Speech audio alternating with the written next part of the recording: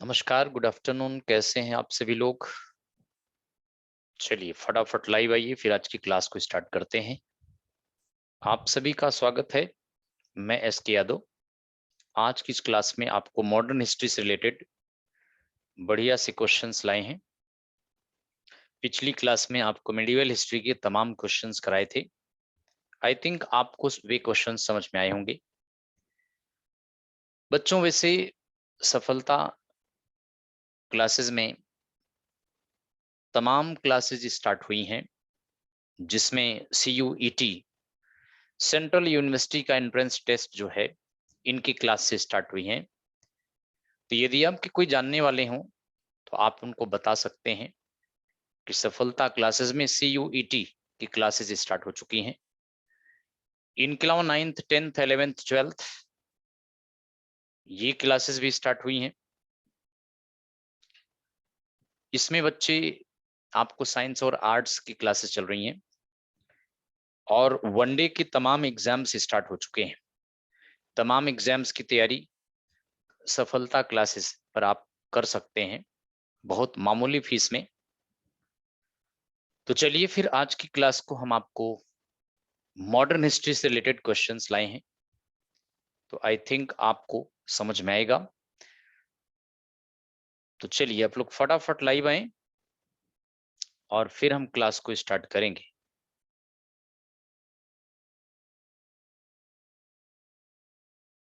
तो बच्चों, आज की क्लास में मॉडर्न हिस्ट्री की क्वेश्चंस लाए हैं।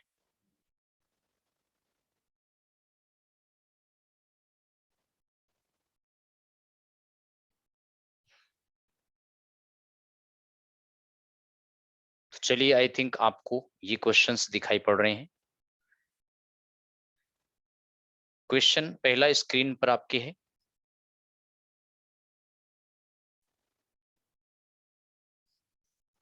तो आप लोग फटाफट लाइव आइए और फिर हम क्लास को स्टार्ट करते हैं।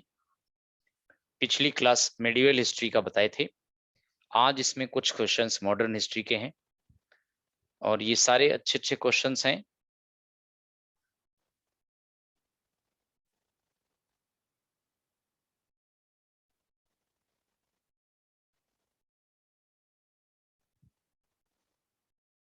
तो बच्चे बताएं, आपको स्क्रीन दिखाई पड़ रहा है? क्वेश्चन, पहला क्वेश्चन एक बार आप अवश्य कमेंट करके बताएं कि आपके सामने स्क्रीन पर पहला क्वेश्चन दिख रहा है।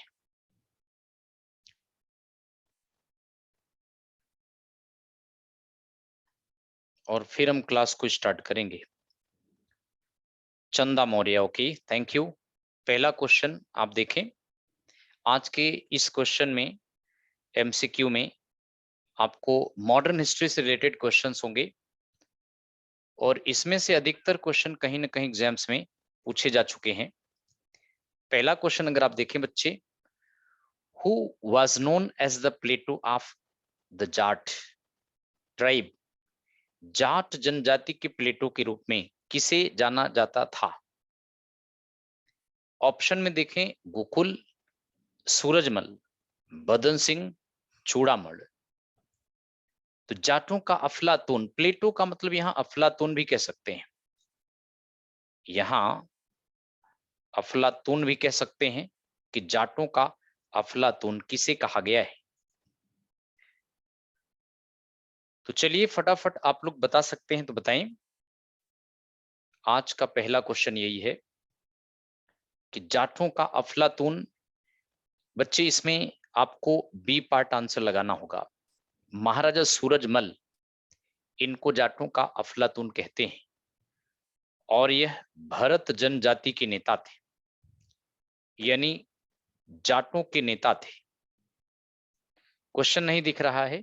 ओके बच्चे, चलिए मैं आपको एक बार क्वेश्चन फिर से ले आता हूं। क्वेश्चन आपको स्क्रीन पर फिर ले आ रहा हूं।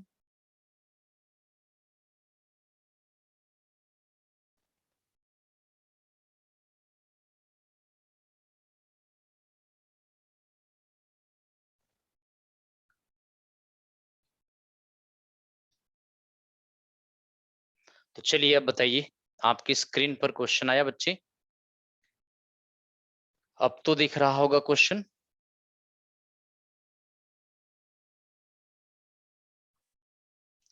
ओके चंदा मौर्य, पहला क्वेश्चन आपकी स्क्रीन पर है बच्चे। तो चलिए आप बताइए।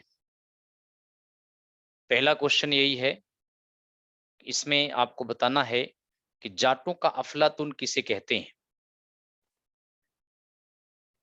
First question, who was known as the Plato of the Jat tribe. Jat जनजाति के प्लेटो के रूप में किसे जाना जाता था। ऑप्शन में दिया है गोकुल, सूरजमल, बदन सिंह, चूड़ामल। तो इसमें आंसर हमने आपको बी पार्ट बताया है, महाराजा सूरजमल। यह भरतपुर के राजा थे। भरतपुर, यस बच्चे, भरतपुर के राजा। भरतपुर आज की डेट में आप देखें राजस्थान में। एहना सिंह, गुड आफ्टरनून बच्चे। वैसे ये सारे इसी में थे। गोकुल भी भरतपुर में जाटों के नेता थे, बदन सिंह भी थे, चूड़ामल थे, लेकिन इसमें सबसे ज्यादा शक्तिशाली जाटों का राजा महाराजा सूरजमल थे। महाराजा सूरजमल भरतपुर का किला भी बनवाया था, भरतपुर को राजधानी बनाया था। तो बिल्कुल बी पार्ट करेक्ट है।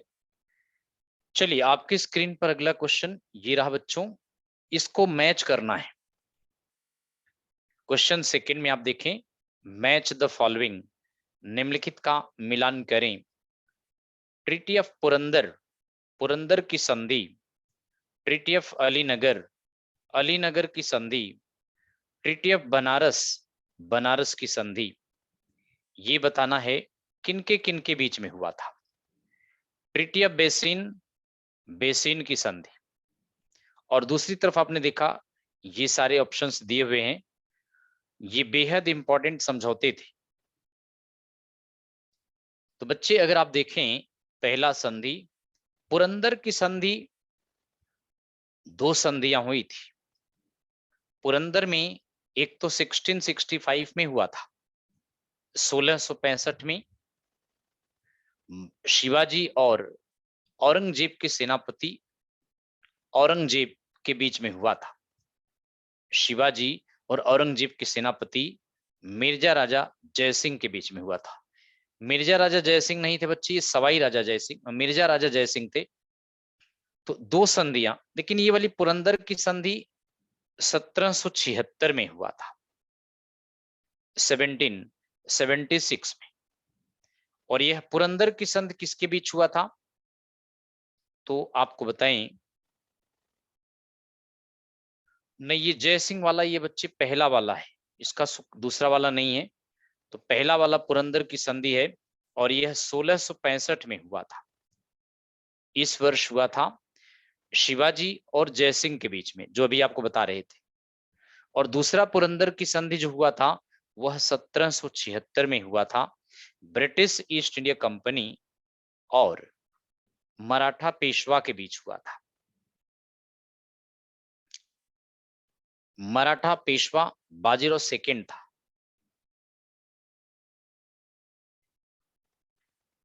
तो अलीनगर की संधि अगर आप देखें बच्चे, अलीनगर की संधि 1756 में हुआ था, और यह बंगाल, बंगाल के नवाब और क्लाइव के बीच में हुआ था। बंगाल के नवाब और क्लाइव के मध्य में हुआ था।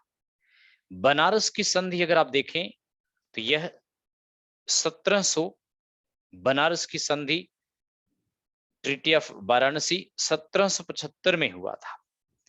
और यह बनारस की संधि वारेन हेस्टिंग्स, अवध के नवाब के बीच में हुआ था। बेसिन की संधि बच्चे 1802 में हुआ था, और यह संधि बाजीराव सेकंड और अंग्रेजों के बीच हुआ था। पुरंदर की संधि दूसरी वाली कंपनी और माधवराव पेशवा, पेशवा बाजीराव सेकंड के साथ हुआ था। तो कुल मिला के अगर आप देखें सारे मैच है 1 2 3 4। पुरंदर की संधि शिवाजी जयसिंह के बीच में, अलीनगर की संधि बंगाल के नवाब और क्लाइव के बीच हुआ था। बनारस की संधि वारेन हेस्टिंग और अवध के नवाब के बीच में हुआ था। बेसिन की संधि बाजीराव सेकंड और अंग्रेजों के बीच में हुआ था। तो कहने का मतलब 1 2 3 4 यानी फर्स्ट सेकंड थर्ड फोर सारे मैच हैं। आंसर ए पार्ट लगाइएगा।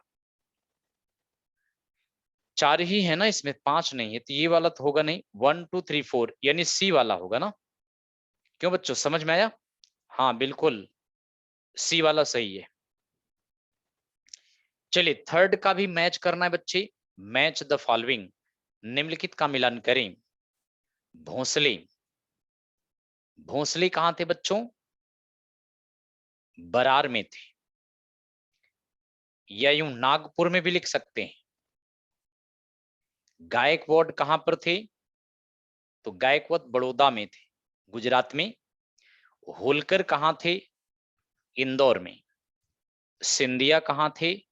ग्वालियर में। यानी कुल मिला के भोंसले बरार में थे, गायकवाड़ बड़ौदा में थे, होलकर इंदौर में थे, सिंधिया ग्वालियर में थे।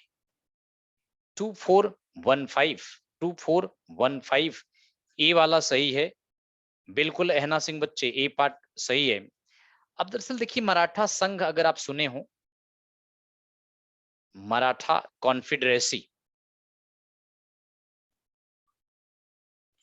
मराठा संघ, इनमें मराठा संघ में एक तो पेशवा होता था,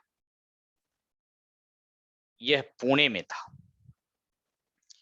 पेशवा के अंडर में बच्चे सिंधिया, जो अभी आपने किए है ग्वालियर में, होलकर ये इंदौर में, भोंसले ये नागपुर में था, गायकवाड़ ये बड़ौदा में था।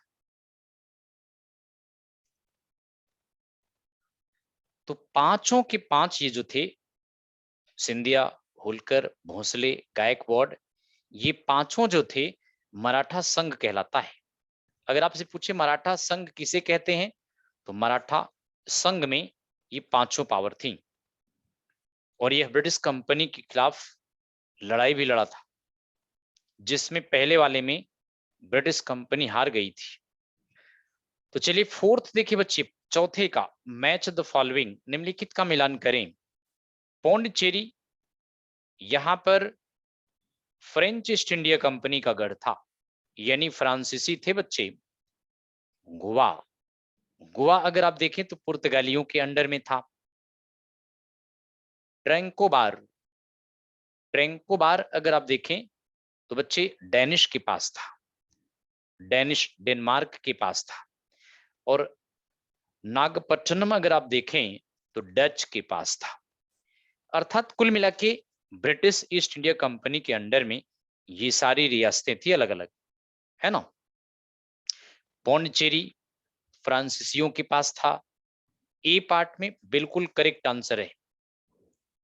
अब देखिए, अगर आप देखिए तो 1498 में भारत में पुर्तगाली आए थे, पहला यूरोपियन। 1605 में Dutch east India company India I थी। 1608 में British east India company India I थी। 1616 में डेनिश इंडिया आए थे बच्चे। और 1664 में फ्रांसीसी भारत आए थे। तो ये यूरोपीय कंपनियां इंडिया में इस ऑर्डर में आई थी, सीरियल ऑर्डर में। तो सबसे पहले अगर आपसे पूछा जाए तो पुर्तगाली आए थे और गोवा इनके पास था। पुर्तगालियों ने 1509 में गोवा पर कब्जा किया था और गोवा 1961 में फ्री हुआ था। गोवा इंडिया का पहला स्टेट था जो यूरोपियन के पास गया।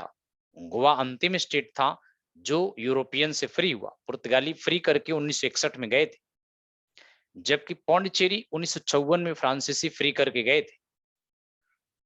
तो बच्चे गोवा अगर आपसे पूछे 1961 में फ्री हुआ था और जबकि पौंडचेरी 1954 में पुर्तगाली फ्रांसीसी फ्री करके गए थे।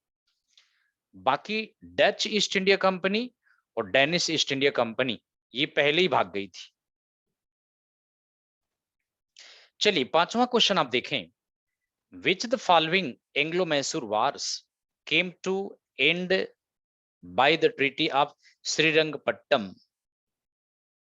कौन सा निम्नलिखित में कौन सा एंग्लो मैसूर युद्ध की समाप्ति श्रीरंगपट्टम की संधि से हुआ? तो चलिए एहना आपके आंसर आए हैं बच्चे, चंदा मौर्य के भी आंसर आए हैं। श्रीरंगपट्टम की संधि एंग्लो मैसूर युद्ध जो था, कौन से युद्ध के बाद श्रीरंगपट्टम की संधि हुआ था? फर्स्ट एंग्लो मैसूर वार के बाद, सेकेंड एंग्लो मैसूर वार के बाद, थर्ड एंग्लो मैसूर वार के बाद, या फोर्थ एंग्लो मैसूर वार के बाद? तो बच्चों आपको आंसर हम बता रहे हैं, सी पार्ट होगा इसका। फर्स्ट एंग्लो मैसूर वार 1767 से 1769 तक चला था। इस लड़ाई में हैदर अली जीवित थे बच्चे। फर्स्ट वाले में हैदर अली जीवित थे। हैदर अली ने ब्रिटिश ईस्ट इंडिया कंपनी को हरा दिया था और इस हार के बाद अंग्रेजों ने 1769 में मद्रास की संधि किया था। मद्रास की संधि के द्वारा ब्रिटिश ईस्ट इंडिया कंपनी की शर्तें, ब्रिटिश ईस्ट इंडिया कंपनी ने हैदर अली की शर्तें मान लिया था। सेकेंड एंग्लो मैसूर वार में 1780 से 1784 तक हुआ था। अब इसमें अगर आप देखें तो इसमें ब्रिटिश ईस्ट इंडिया कंपनी जीत गई थी और इसमें टीपू सुल्तान हार गया था। चूंकि हैदर अली 1782 में मर गए थे, हैदर अली कैंसर से मर गए थे, इसलिए टीपू सुल्तान इसमें युद्ध स्टार्ट किया, लेकिन टीपू सुल्तान हार गया था। 1784 में मंगलौर की संधि के द्वारा टीपू सुल्तान अंग्रेजों की शर्त मान गया था। थर्ड एंग्लो मैसूर वार 1790 से 92 तक हुआ था। ब्रिटिश ईस्ट इंडिया कंपनी ने एक बार फिर टीपू सुल्तान को हराया था और इस हार के बाद टीपू सुल्तान ने श्रीरंगपट्टम की संधि कर लिया था, जो कि बड़ी अपमानजनक संधि थी। अपना आधा किंगडम ब्रिटिश कंपनी को देना पड़ा था। और बच्चे चौथा एंग्लो मैसूर वार में अगर आप देखें, फोर्थ एंग्लो मैसूर वार, फोर्थ एंग्लो मैसूर वार अगर आप देखें तो यह हुआ था 1798-99 में हुआ था। इसमें ब्रिटिश ईस्ट इंडिया कंपनी ने टीपू सुल्तान को हराया और टीपू सुल्तान युद्ध में मारा गया था। 1799 में टीपू सुल्तान युद्ध लड़ता हुआ मारा गया था।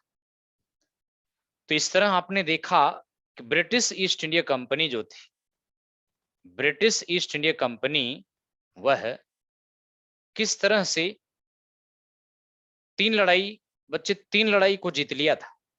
केवल एक वाली लड़ाई, पहली वाली हारा था बस ब्रिटिश कंपनी। तो आंसर सी पार्ट लगाइएगा।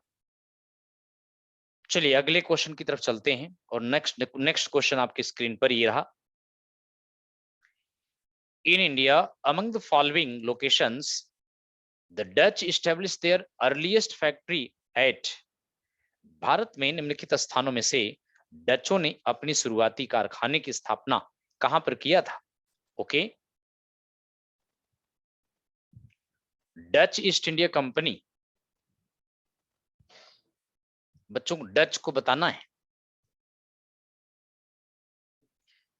डच ईस्ट इंडिया कंपनी शुरुआती कारखाना आप जो बता रहे हैं सूरत में 1613 में यहां ब्रिटिश ईस्ट इंडिया कंपनी की कारखाने बने थे। कासिम बाजार में भी ब्रिटिश ईस्ट इंडिया कंपनी ने कारखाने बनाए थे। वेदांत का आंसर सही है, पुलिकट। बच्चे पुलिकट ये तमिलनाडु में है।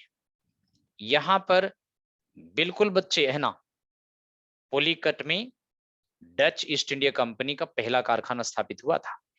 कोचिन केरल में पुर्तगालियों ने स्थापित किया था। तो आंसर बी पार्ट है, Pulicat Dutch east India Company के कस्टडी में आया था।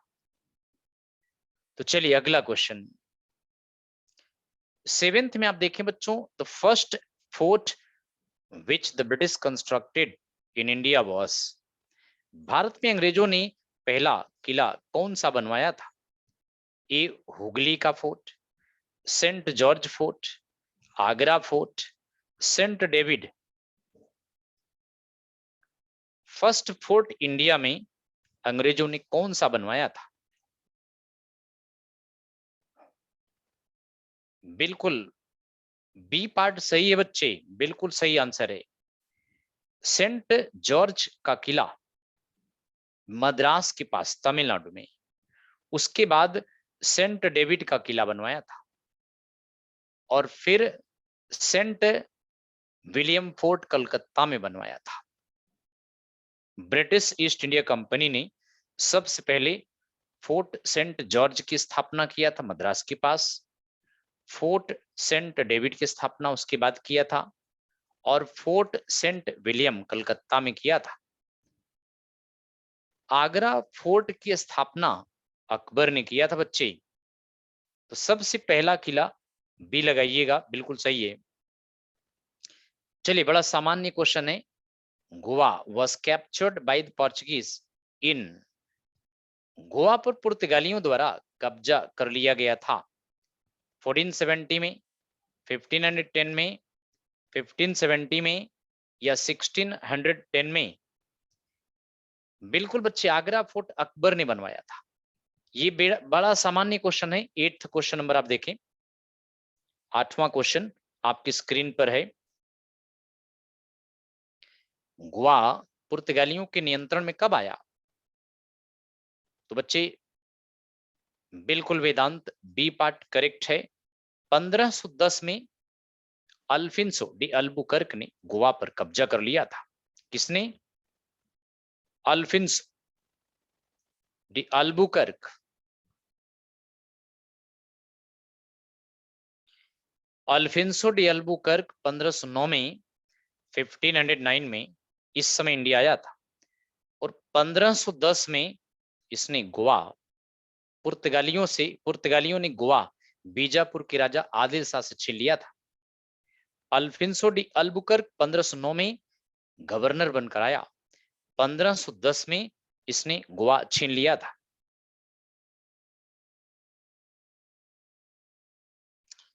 तो बच्चे 9th क्वेश्चन आप देखें, मैच द फॉलोइंग, निम्नलिखित का मिलान करें। प्लेस और सेटलमेंट। चंदर नगर, बच्चे चंदर नगर आपको बताना है।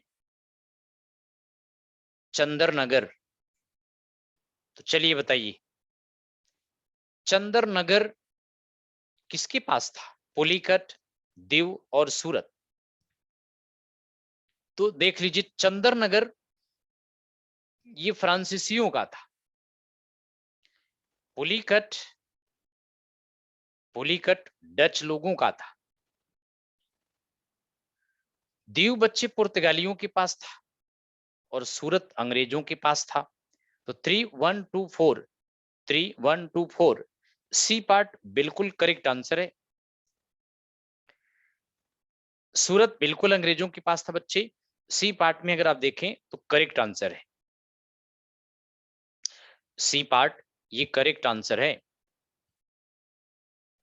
ठीक है, तो चलिए 10th क्वेश्चन आप देखिए, आपकी स्क्रीन पर है। इन 1757 सिराजुद्दौला वाज डिफीटेड बाई, 1757 में सिराजुद्दौला किसके द्वारा पराजित हुआ था? ए केनिंग के द्वारा, बी हेस्टिंग्स के द्वारा, सी क्लाइव के द्वारा, डी लॉर्ड कॉर्नवालिस के द्वारा। 1757 में प्लासी की लड़ाई आपने देखा ही होगा। 1757 में बैटल ऑफ प्लासी। तो बच्चों, प्लासी की लड़ाई between British east India company और सिराजुद्दौला के बीच में थी। प्लासी की लड़ाई ब्रिटिश कंपनी सिराजुद्दौला के बीच। इस लड़ाई में क्लाइव था, तो क्लाइव ने सिराजुद्दौला को हराया, यानी सी पार्ट करेक्ट है बच्चों। रॉबर्ट क्लाइव ने प्लासी की लड़ाई में सिराजुद्दौला को बुरी तरह से हराया था। जबकि Lord Canning last governor general एवं फर्स्ट वाइसरॉय था। तो बच्चे रॉबर्ट क्लाइव या लॉर्ड क्लाइव, पहले रॉबर्ट क्लाइव था, ब्रिटिश कंपनी की तरफ से सिराजुद्दौला को बुरी तरह से हराया था। चलिए 11th क्वेश्चन आपकी स्क्रीन पर, Albuquerque captured Goa from the ruler of. Albuquerque ने किस शासक से गोवा पर कब्जा कर लिया था? ए बीजापुर के राजा से, बी गोलकुंडा के राजा से, सी अहमदनगर के राजा से, या डी विजयनगर के राजा से?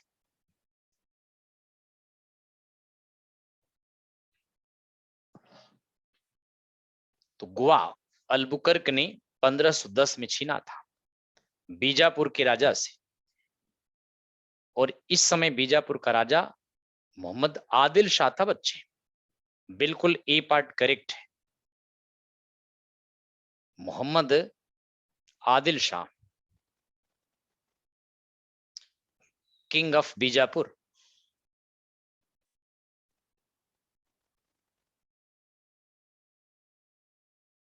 तो बीजापुर के राजा आदिल शाह से छीन लिया था। कब छीना था ये तो आप कई बार कर चुके हैं। 1510 में गोवा पुर्तगालियों के पास आया था और 1961 में गोवा फ्री हुआ था।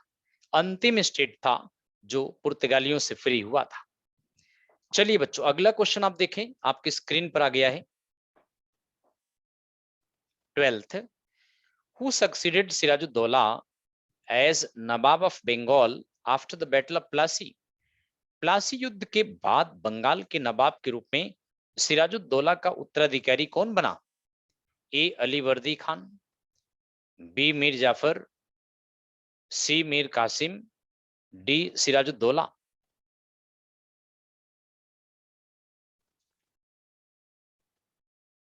तो बच्चे ये पूछ रहा है कि 12th का बी पार्ट वेदांत बता रहे हैं और बी पार्ट बिल्कुल करेक्ट आंसर है। बी पार्ट करेक्ट आंसर है बच्चे।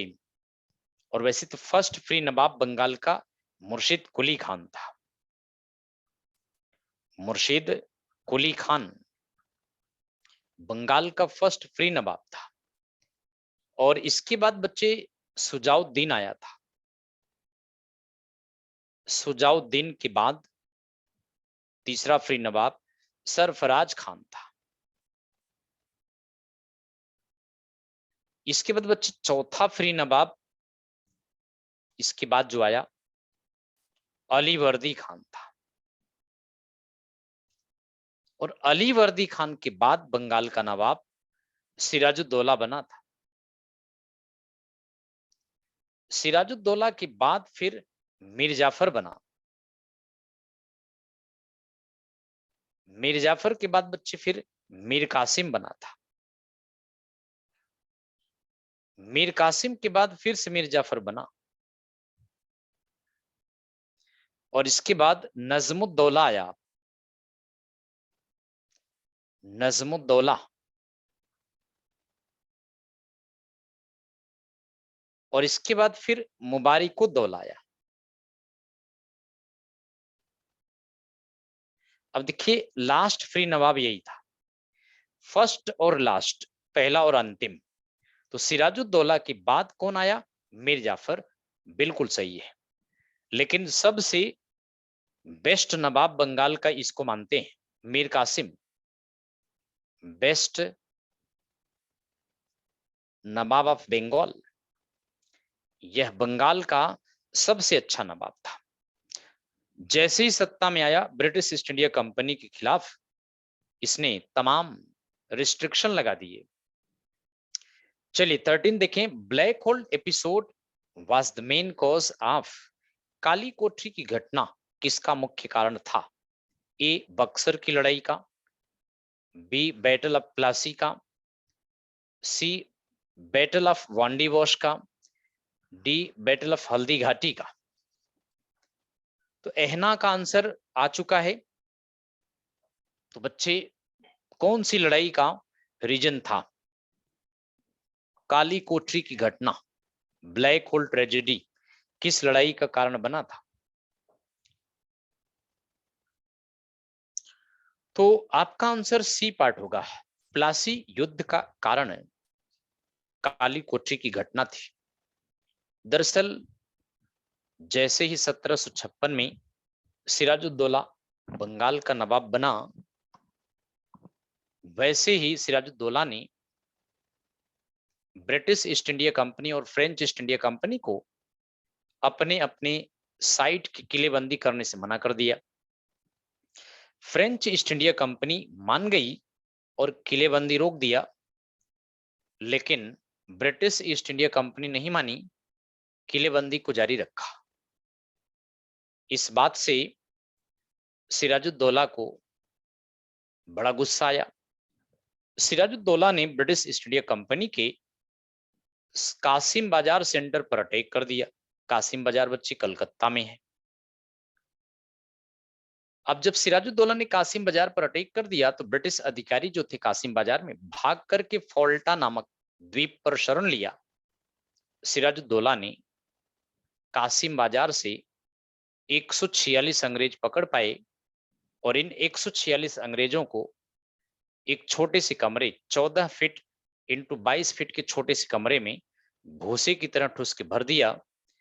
नेक्स्ट डे, अगले दिन जब दरवाजा खोला तो केवल 23 अंग्रेज जिंदा बचे, बाकी घुटन से मर गए थे। इस घटना को ब्लैक होल ट्रेजेडी कहते हैं। इस घटना के बारे में जब क्लाइव को पता चला, जो कि क्लाइव अधिकारी बन के आया, तो क्लाइव ने डिसाइड किया कि वह इस घटना का बदला लेगा और लॉर्ड क्लाइव ने सिराजुद्दौला के सारे वफादार लोगों को तोड़ लिया। जब सब वफादार लोग टूट गए, तब ब्रिटिश कंपनी ने सिराजुद्दौला के ऊपर अलीनगर संधि तोड़ने का आरोप लगाया और फिर प्लासी का लड़ाई लड़ा। तो प्लासी की लड़ाई का कारण यही था बच्चे, और प्लासी की लड़ाई 1757 में लड़ी गई। ब्रिटिश ईस्ट इंडिया कंपनी की तरफ से रॉबर्ट क्लाइव ने सिराजुद्दौला को हराया, जबकि बक्सर की लड़ाई बच्चे 1764 में लड़ी गई थी। ब्रिटिश ईस्ट इंडिया कंपनी की तरफ से बक्सर की लड़ाई में हेक्टर मुनरो था, यह सेनापति था, जबकि दूसरी तरफ मीर कासिम बंगाल का नवाब था। इसका साथ दिया सुजाउद्दौला और इसके साथ था शालम सेकंड, मुगल किंग। तो बक्सर की लड़ाई में ये तीनों इकट्ठा होकर लड़े थे। ब्रिटिश ईस्ट इंडिया कंपनी के खिलाफ तीनों इकट्ठा होकर लड़े थे। 1760 में वांडी वॉश की लड़ाई, वांडी वॉश, इस लड़ाई में बच्चे ब्रिटिश ईस्ट इंडिया कंपनी ने फ्रेंच ईस्ट इंडिया कंपनी को हराया था और फ्रेंच कंपनी हारने के बाद लगभग पूरा अपना सेंटर यहां खो चुकी थी। हल्दी घाटी की लड़ाई में आप जानते हैं 1576 में अकबर ने महाराणा प्रताप को हराया था। हल्दी घाटी की लड़ाई अकबर ने महाराणा प्रताप को हराया था। तो चलिए अगला क्वेश्चन आप देखें। क्वेश्चन नंबर 14 में आप देखें, who was the founder of the French East India Company? फ्रांसीसी ईस्ट इंडिया कंपनी के संस्थापक कौन थे? Dumas, Colbert, Dupleix, Delahaye. तो फ्रेंच ईस्ट इंडिया कंपनी बच्चे 14 का बी बिल्कुल वेदांत कोलबर्ट ने बनाया था और यह 1664 में बनाया था। यह कंपनी 1664 में फ्रेंच ईस्ट इंडिया कंपनी, यह फ्रांस में बनी थी बच्चे। तो फ्रेंच ईस्ट इंडिया कंपनी की स्थापना कोलबर्ट ने किया था, जबकि Dupleix French East India company का इंडिया में गवर्नर था। चलिए अगला क्वेश्चन बताइए। Which of the following decisive battle was fought during Third Carnatic War between English and the French? निम्नलिखित में से कौन सी निर्णायक लड़ाई अंग्रेज और फ्रांसीसी के बीच में तीसरे कर्नाटक युद्ध के दौरान लड़ी गई थी? वांडी वॉश की लड़ाई, पौंडीचेरी की लड़ाई, चंद्रनगर की लड़ाई, अरकॉट की लड़ाई। तो एहना सिंह का आंसर आ गया है और बिल्कुल सही है बच्चे, एहना सिंह का आंसर करेक्ट है। ए पार्ट 1760 में वांडी वॉश की लड़ाई, थर्ड एंग्लो फ्रेंच स्ट्रगल के बीच में 1760 में वांडी वॉश, ये कर्नाटका में है।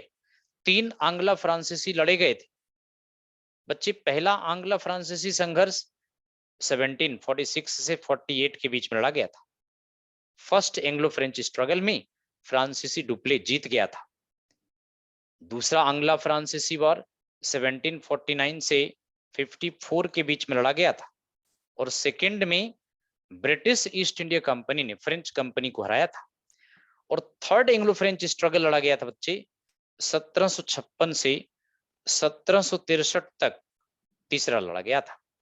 और थर्ड एंग्लो फ्रेंच स्ट्रगल में, तीसरा आंग्ला फ्रांसीसी संघर्ष में 1763 में बच्चों ये वांडी वॉश की लड़ाई लड़ी गई थी। वांडी वॉश की लड़ाई में ब्रिटिश ईस्ट इंडिया कंपनी ने फ्रेंच ईस्ट इंडिया कंपनी को बुरी तरह से हराया और फ्रांसीसियों को इंडिया से मार भगाया गया था।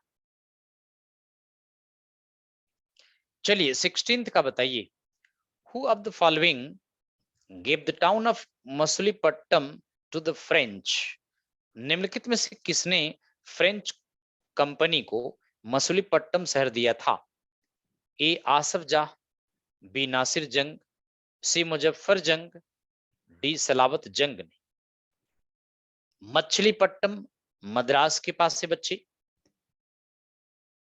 और फ्रांसीसियों को मछलीपट्टम किसने दिया था ये पूछ रहे हैं।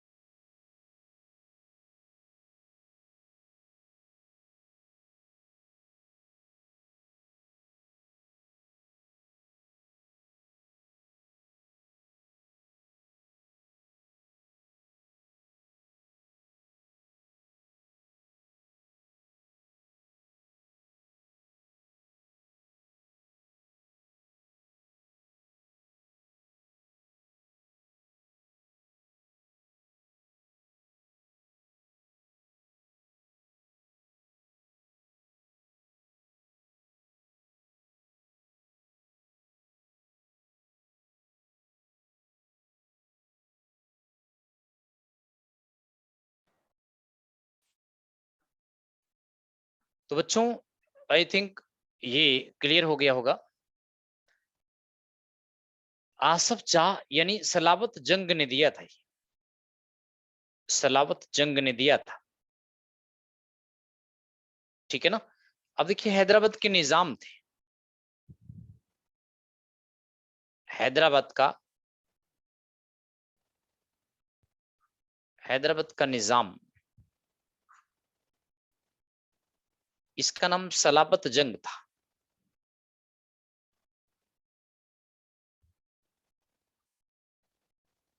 हैदराबाद का निजाम सलावत जंग था। तो इस तरह से हैदराबाद का निजाम सलावत जंग ने बच्चों मछलीपट्टम,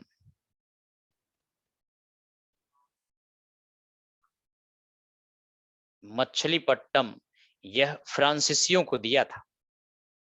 फ्रेंच कंपनी के पास हैदराबाद के निजाम सलावत जंग ने इसको दिया था।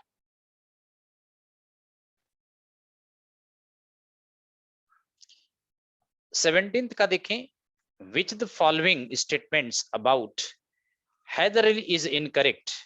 हैदर अली के बारे में निम्नलिखित में से कौन सा कथन गलत है?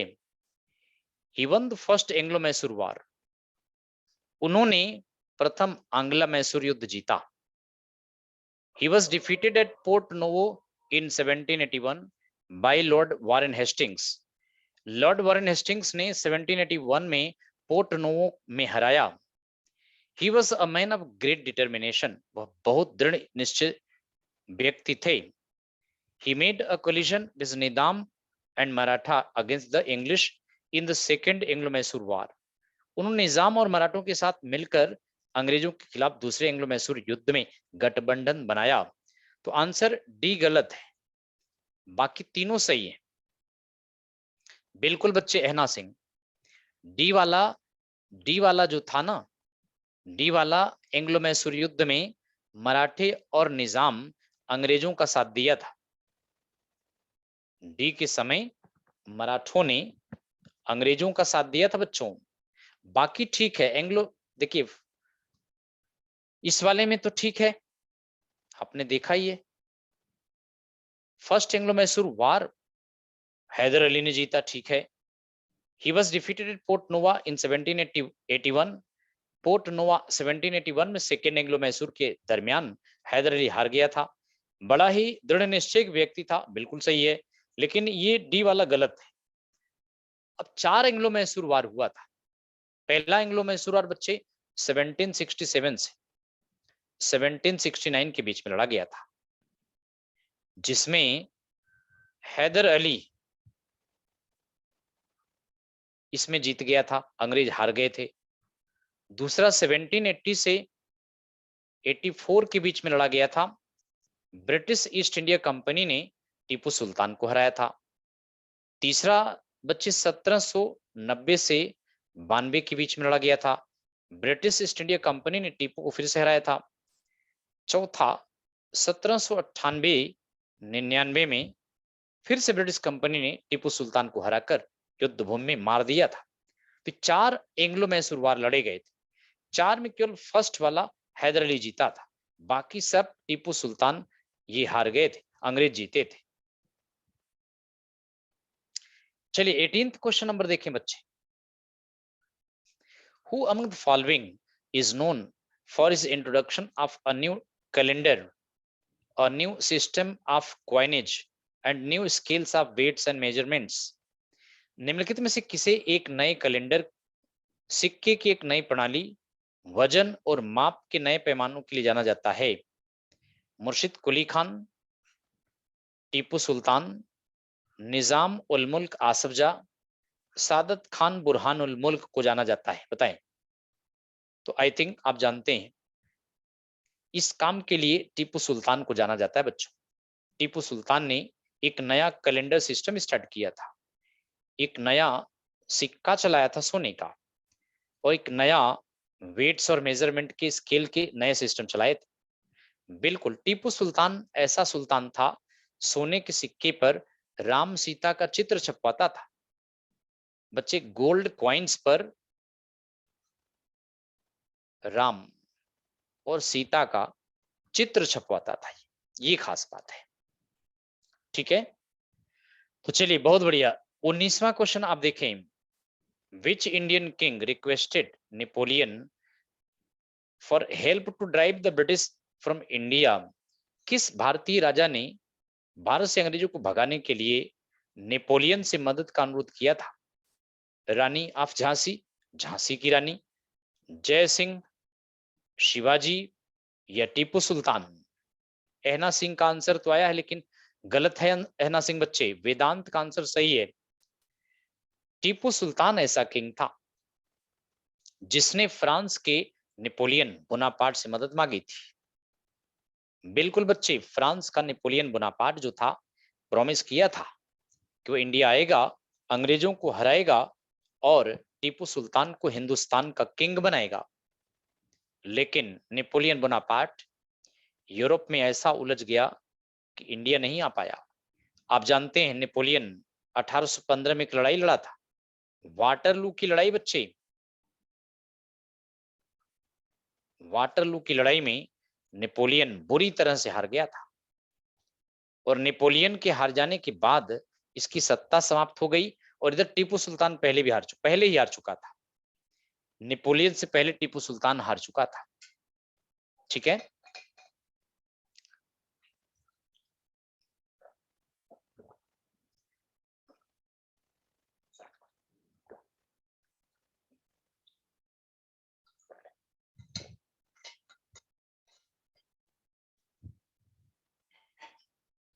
बच्चों अगला क्वेश्चन आप देखें 20th। Tipu Sultan ruled from, Tipu Sultan ने कहां से शासन किया था? ए श्रीरंगपट्टम, बी मैसूर से, सी हैलीबिड से, डी वेल्लूर से।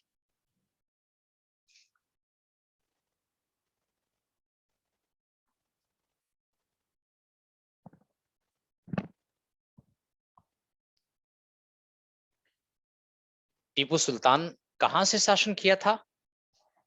बच्चे टीपू सुल्तान की कैपिटल यानी श्रीरंगपट्टम से शासन किया था, बिल्कुल सही है।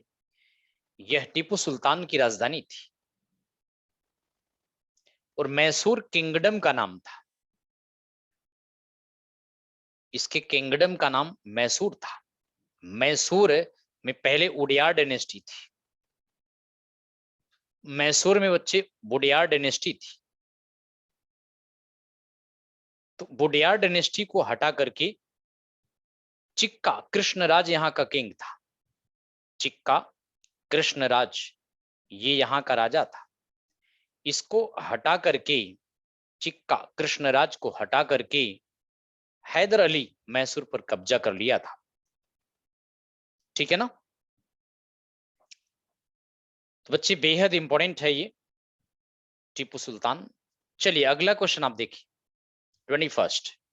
The founder of autonomous kingdom of Awadh was, स्वायत्त शासी अवध साम्राज्य के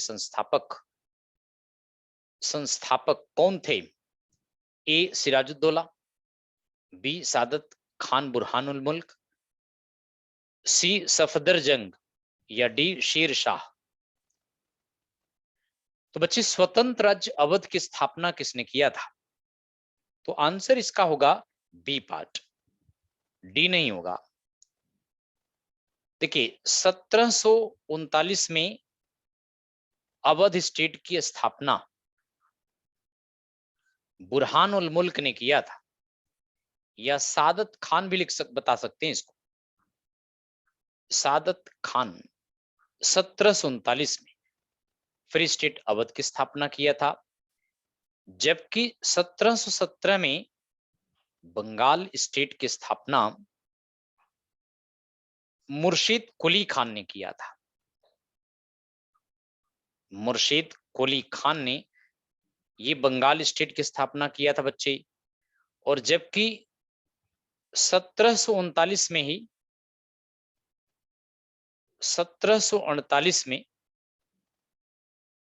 हैदराबाद की स्थापना, अगर आपसे पूछा जाए स्वतंत्र राज्य हैदराबाद की स्थापना किसने किया था, तो निजाम उल मुल्क ने किया था। निजाम उल मुल्क ने 1748 में किया था। तो ये स्वतंत्र राज्य थे जो मुगलों से फ्री हो गए थे। मुगल किंग की कमजोरी का फायदा उठा करके मुगल किंगडम की जो रियासतें थी, जो राज्य थे, फ्री होने लगे थे बच्चों। 1739 में अवध राज्य की स्थापना सादत खान ने किया, बंगाल राज्य की स्थापना मुर्शिद कुली खान ने किया, और निजाम उल मुल्क ने हैदराबाद की स्थापना किया था। बाद में कर्नाटक भी फ्री हो गया था। तो इसमें बी पार्ट करेक्ट है बच्चों। शेर शाह सूरी, यह तो मुगल वंश में सूरी वंश का संस्थापक था। सूरी डायनेस्टी 1540 से लेकर, है ना, हाँ 1540 से 1545 तक सूरी वंश में शेरशाह सूरी ने शासन किया था। और सफदर जंग जो था बच्चे, ये अवध का नवाब था। इसने बड़ा इमामबाड़ा बनवाया था। बड़ा इमामबाड़ा यह लखनऊ में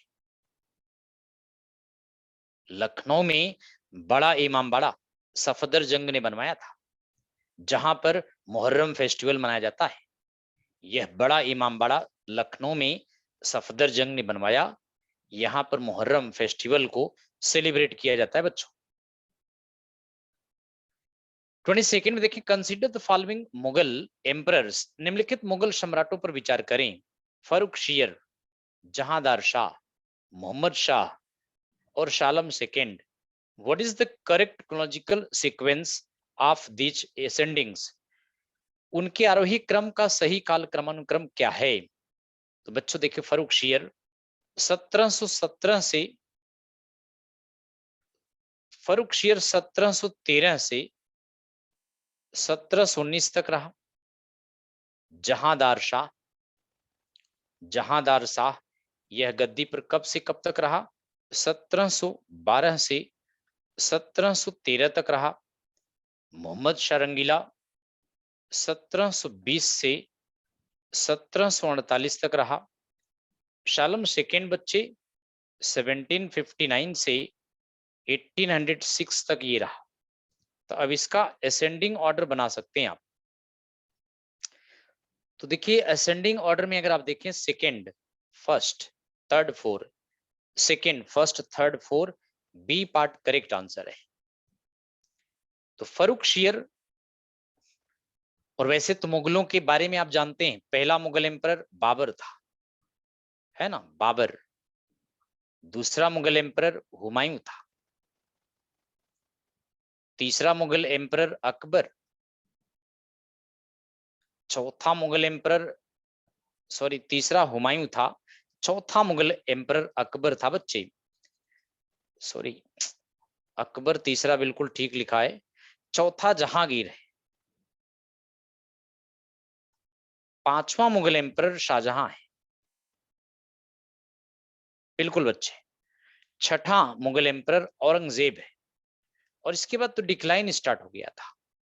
सातवां बहादुर शाह फर्स्ट है, बहादुर शाह फर्स्ट। आठवां जहांदार शाह। नवां जहांदार शाह के बाद नाइन्थ पर है फर्रुखशियर। फर्रुखशियर बच्चों 10वें पर अगर आप देखें तो रफी उदारजाद।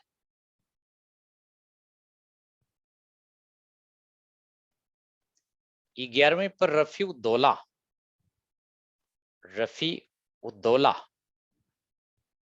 12वें पर मोहम्मद शाह रंगीला।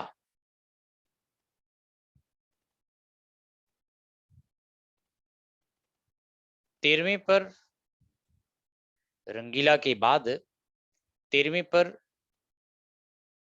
अहमद शाह। 14वें पर अगर आप देखें तो आलमगीर सेकेंड। 15वें पर शालम सेकेंड। 16वें पर बच्चे अकबर सेकेंड। 17वें पर बहादुर शाह सेकेंड, बहादुर शाह सेकेंड। ये इसको बहादुर शाह जफर भी कहते हैं। इतने मुगल एम्परर टोटल हैं सीरियल ऑर्डर में। चलिए अगले क्वेश्चन की तरफ चलते हैं। 23rd में देखें, most significant battle in the establishment of British supremacy in India was that of. Bharat में ब्रिटिश वर्चस्व की स्थापना सबसे महत्वपूर्ण लड़ाई थी। ब्रिटिश वर्चस्व की स्थापना में सबसे महत्वपूर्ण लड़ाई थी वांडीवॉश की लड़ाई, प्लासी की लड़ाई, बक्सर की लड़ाई, श्रीरंगपट्टम की लड़ाई। बिल्कुल बच्चे, बी पार्ट बिल्कुल सही आंसर है ना। वेदांत दोनों बच्चे सही बताए हैं। अगर प्लासी की लड़ाई हार जाते तो अंग्रेज यहां से भाग जाते। 1757 में प्लासी की लड़ाई लड़ी गई थी। 1764 में बक्सर युद्ध लड़ा गया था। और श्रीरंगपट्टम, ये तो 1792 में श्रीरंगपट्टम की संधि हुई थी। और वांडीवॉश की लड़ाई 1760 में लड़ी गई थी। तो प्लासी की लड़ाई अंग्रेजों के लिए बड़ी इंपॉर्टेंट लड़ाई थी। लेकिन अगर आपसे ये क्वेश्चन पुट किया जाए, किस लड़ाई के बाद अंग्रेजों ने बंगाल पर अधिकार किया था, तो 1764 में बक्सर की लड़ाई के बाद। इस लड़ाई के बाद बच्चे ब्रिटिश ईस्ट इंडिया कंपनी ने बंगाल पर अधिकार कर लिया था। बक्सर युद्ध के बाद ब्रिटिश ईस्ट इंडिया कंपनी ने बंगाल पर कब्जा जमा लिया था। सो बक्सर की लड़ाई बड़ी इंपॉर्टेंट लड़ाई थी। 24 में देखें, third Carnatic war ended with treaty of, तीसरा कर्नाटक युद्ध किस संधि के साथ समाप्त हुआ था? पेरिस की संधि, बेसिन की संधि, एक्शला शेपल की संधि या सुराल की संधि? थर्ड कर्नाटिक वॉर, तीसरा कर्नाटक युद्ध बच्चे 1756 से 1763 तक चला था। यूरोप में जिस समय ये लड़ाई इंडिया में स्टार्ट हुई, यूरोप में 7 इयर्स वॉर स्टार्ट हुआ था। यूरोप में 7 इयर्स वॉर, और इस 7 इयर्स वॉर में ब्रिटिश और फ्रेंच दोनों सरकारें आमने सामने थी। 7 इयर्स वॉर यूरोप में 1763 में समाप्त किया गया था। इसी के द्वारा तीसरा कर्नाटक युद्ध इंडिया में अंग्रेज और फ्रांसीसी समाप्त कर दिए थे। British east India company defeated French East India company. 1763 में ब्रिटिश कंपनी ने फ्रेंच कंपनी को हरा दिया था। सारे सेंटर ब्रिटिश कंपनी ने इनके कब्जे में अपने ले लिया था। लेकिन बाद में जब ये समझौता हो गया तो ब्रिटिश कंपनी को फ्रेंच कंपनी के सारे साइट वापस करने पड़े थे। अच्छा, एक्शला शेपेल की संधि बच्चे, यह 1748 में हुआ था। एक्शला शेपेल यूरोप में है, एक्शला शेपेल भी यूरोप में है बच्चों। फर्स्ट एंग्लो फ्रेंच स्ट्रगल के बाद एक्शला शेपेल की संधि हुआ था। फर्स्ट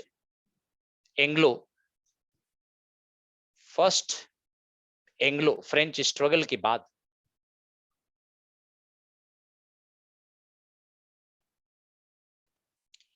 और फर्स्ट एंग्लो फ्रेंच स्ट्रगल 1746 से 48 तक चला था। तो एक्शला शेपेल की संधि हुआ था। चलिए बच्चे 25 आप देखिए और बताइए, इसको मैच करना है। निम्नलिखित का मिलान करें। सादत खान, बताना है बच्चों, सादत खान अवध की स्थापना किया था ना। निजाम उल मुल्क ने किसकी स्थापना किया था? हैदराबाद की स्थापना किया था। मोहम्मद खान ने किसकी स्थापना किया था बच्चे? मोहम्मद खान रोहेलखंड। और मुर्शिद कुली खान ने तो बच्चे बंगाल की स्थापना किया था ना। तो 3124 ए पार्ट करेक्ट है। तो ये स्वतंत्र राज्य हैं, इन स्वतंत्र राज्य की स्थापना इन सभी ने किया था।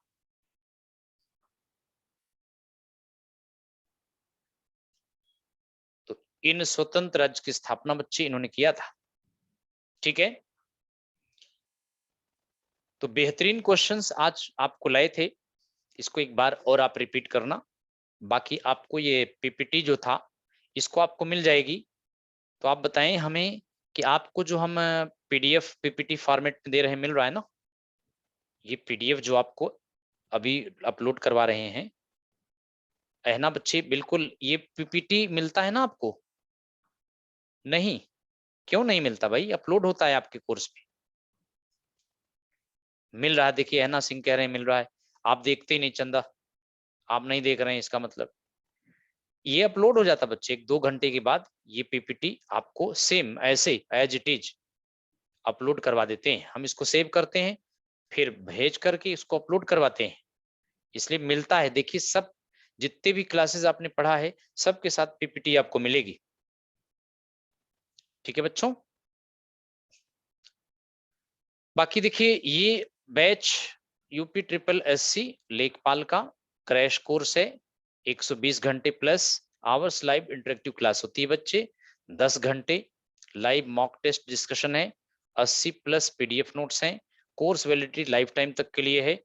25 अप्रैल से ये कोर्स स्टार्ट हुआ है और इसकी फी मात्र 899 का है। 25 अप्रैल से। बाकी ये है बच्चे हिंदुस्तान की टॉप यूनिवर्सिटी से ग्रेजुएशन का सपना अब सफलता के साथ CUET की तैयारी हमारे यहाँ से हो रहा है। इसको आप ज्वाइन कर सकते हैं। प्रोग्राम साइंस के लिए है 4599 फी, ये स्टार्ट हो चुका है 21 अप्रैल से। तो अगर कोई जानने वाला तो उसको ज्वाइन करवा सकते हैं। और बाकी ये है बच्चे joint CUT entrance preparatory programme, non science वालों का इतनी फी है, ये भी 21 अप्रैल से स्टार्ट हुई class.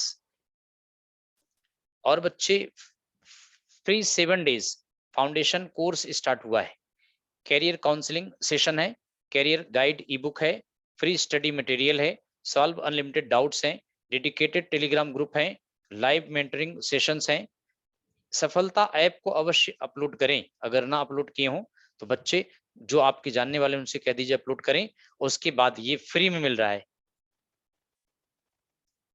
SSC MTS CSSL crash course चल रहा है बच्चे, 120+ आवर्स लाइव इंटरेक्टिव क्लासेस हैं, 20-20 आवर्स लाइव मॉक टेस्ट जिसको आप पढ़ रहे हो, ये तो आप पढ़ ही रहे हैं, ये 4 अप्रैल से स्टार्ट हुआ है बच्चे, इसको तो आप पढ़ ही रहे हैं। बाकी ये कुछ किताबें हैं, रीजनिंग की किताब आई है बच्चे, रीजनिंग में ये सारी चीजें हैं, और एक अंक गणित की किताब है, एडवांस अर्थमेटिक्स का है, और ये ग्राम समाज एवं विकास के लिए बच्चे ये बुक, और एक किताब ये करंट अफेयर्स की है, इसको आप पढ़ सकते हैं। तो बस आज इतना ही बच्चों, नेक्स्ट सेशन में आपसे मुलाकात होगी तो इसके आगे की बातें आपको बताएंगे। ठीक है बच्चों, तब तक के लिए मिलते हैं आपको नेक्स्ट सेशन में। Okay, thank you, have a nice day.